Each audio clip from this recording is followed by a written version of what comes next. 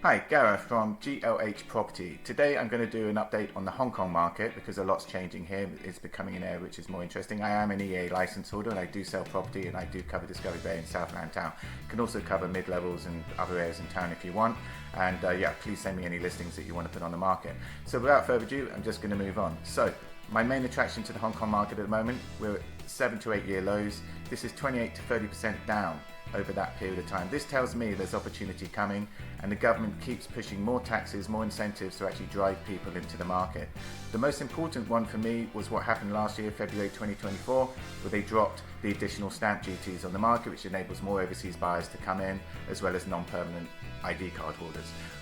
This is super important as well to remember. There were sort of additional stamp duties when you sold the property as well for year 1, year 2, year 3. They're totally unfair. It's gone. Good job, government. Thank you for getting rid of those. That's fantastic. The other one, which is super important, the lower threshold of stamp duties raised from 3 million to 4 million. This has really kicked off that sort of, more affordable price point in Hong Kong.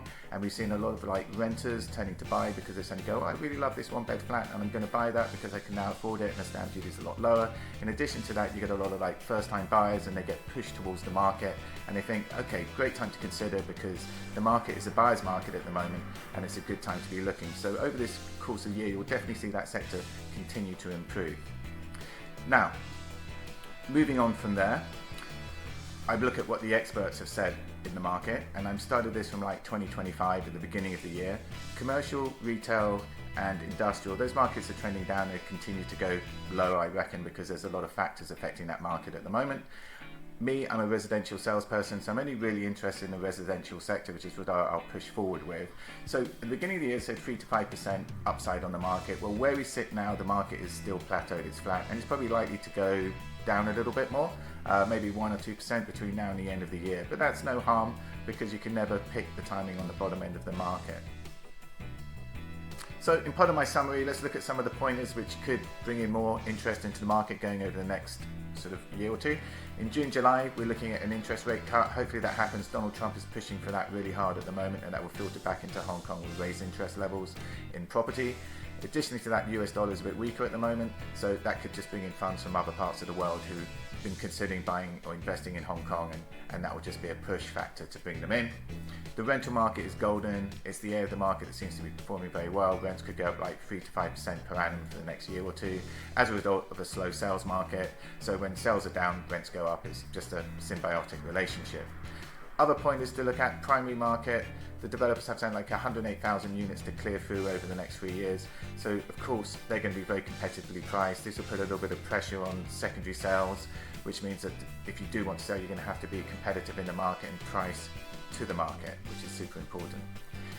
We look at buildings around 20 years, they're quite marketable. All the interiors and general sort of parts and moving parts of the building should be in good order. However, when you get to about 40 years old, maybe there's some major refurbishment works that might need to be done. So you just have to watch out for those additional costs that might crop up. So in final summary, the sales figures are looking quite attractive. We're 19% up year on year from last year Q1, and the end of last year was actually pretty good, but we're about 24% down on those sales. The numbers are beside me, you can scan back and have a look at those. But the market does normally calm down a little bit going into a new year. There's been some great government incentives, as we pointed out. This is bringing in students, good for City to have a retention rate for students to live and work after they study. That's something the government needs to focus on too. And secondly to that, there's the talented schemes bringing in people who are sort of obviously going to go and work for the big companies in the city or with various other companies. So that's also a very good program too. We're already seeing that the tariffs from Donald Trump, they're all sort of backtracking a little bit because it's impossible, some of the things they're trying to pass. I've actually done some sketches on how tariffs affect the UK developers. You can scan back and have a look at some of those videos if you want. They're very quick and very easy to watch. I've got a great one on Hong Kong Stadium, just a bit of a personal thing because I think Hong Kong Stadium is the best stadium in the world.